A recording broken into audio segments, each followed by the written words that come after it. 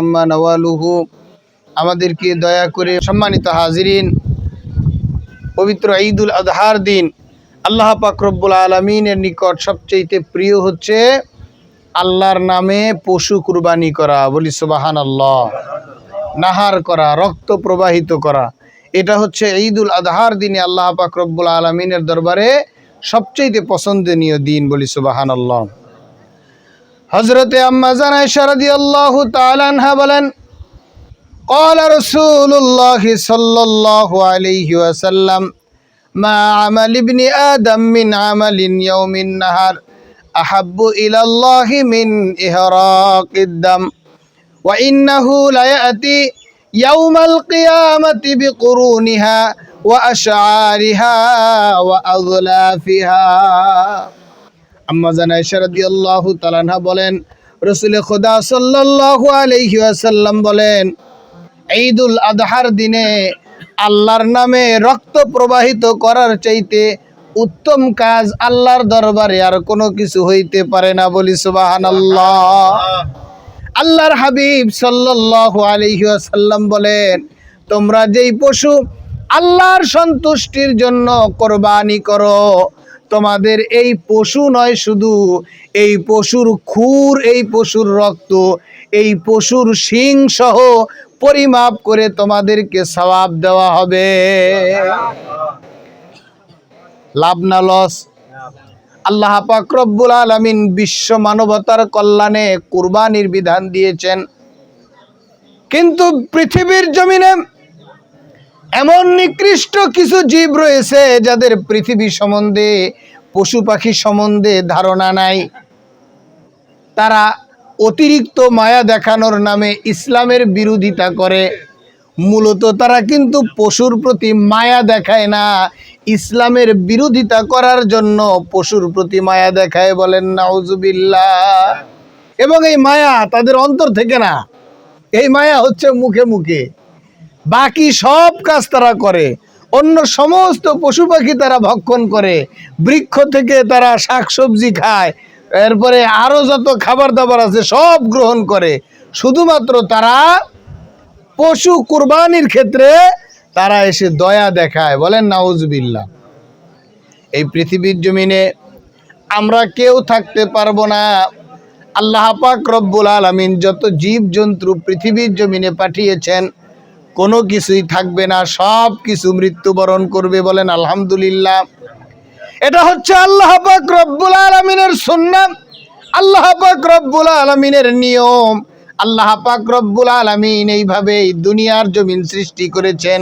বলেন সুবহানাল্লাহ। দুনিয়ার জমিন আল্লাহ পাক রব্বুল আলামিন সৃষ্টি করেছেন। আমরা দুনিয়ার জমিনে এসেছি, দুনিয়ার জমিন থেকে আমরা আবার বিদায় নিয়ে চলে যাব। বলেন সুবহানাল্লাহ। এই দুনিয়ার জমিনে আমরা চিরকাল থাকার জন্য আসি নাই, কিন্তু আমাদের গরুগুলিকে 14 বছর বাঁচায় রাখা লাগবে। কি করা লাগবে? 14 বছর বাঁচায় রাখা লাগবে, এরপরে কুরবানি দিবেন। 14 বছরের গরু, এটা দেখাতে যায় দেখা গেল যে এই গরুকে যদি ঠিক মতো আমাদের দেশে দেশি মুরগি ঠোক দেয়, তাহলে এই গরু এমনি উল্টে পড়ে থাকবে, জানই চলে না, জীবনই চলে না। আমার প্রিয় মুসলমান ভাইরা, আপনারা বসলে আমরা খুতবার দিকে চলে যাব, আমরা দেরি করবো না, সকলে বসে পড়ি। এই যে চটগুলিও ভিজা, আবার মাইকেরও লাইন নাই আজকে, মানে চতুর্মুখী যন্ত্রণা আর কি। একদিক দিয়ে মাইকের লাইন নাই, আর একদিক দিয়ে মাঠে ভিজা। একদিনই তো, একটু কষ্ট করি, শেষ হয়ে যাবে ইনশাল্লাহ। আমরা শেষ করে দেব, আপনারা সকলে বসে পড়েন, আমরা খুতবার দিকে চলে যাব ইনশাল্লাহ। আল্লাহ পাক রব্বুল আলামিন কোরবানি দেওয়ার জন্য বলেছেন, আল্লাহ পাক রব্বুল আলামিনকে সন্তুষ্ট করার জন্য এই দুনিয়া সৃষ্টি করলেন আল্লাহ পাক রব্বুল আলামিন। দুনিয়ার জমিনে মানুষ পাঠালেন আল্লাহ পাক রব্বুল আলামিন। এই দুনিয়ার জমিনে পশু পাখি নিয়ামত হিসেবে মানুষের জন্য দান করলেন আল্লাহ পাক রব্বুল আলামিন। আবার এই পশু পাখিকেও কোরবানি করার নির্দেশ দিলেন আল্লাহ পাক রব্বুল আলামিন। ফাঁক দিয়া আল্লাহদ্রোহী দুনিয়ার জমিনে কিছু বদমাইশ যাদের দুনিয়া সম্বন্ধে কোনো ধারণা নাই, তারা আল্লাহর আইনকে বৃদ্ধাঙ্গুলি দেখাতে চায়, বলেন নাউজুবিল্লাহ। তাদেরকেও আল্লাহ পাক রব্বুল আলামিনের খাঁটি গোলামগণ প্রতি বছরে লাল কার্ড দেখায় দেয়, কিন্তু ওদের শরম হয় না, প্রতি বছরে আবার ঘেউ ঘেউ করতে থাকে, বলেন নাউজুবিল্লাহ। আমরা আল্লাহ পাক রব্বুল আলামিনের হুকুম মানব। আমরা কুরবানি দেই কার সন্তুষ্টির জন্য? কুরবানি আমাদের যাদেরকে আল্লাহ পাক রব্বুল আলামিন সামর্থ্য দিয়েছেন, আমরা পশু পাখি কুরবানি করি।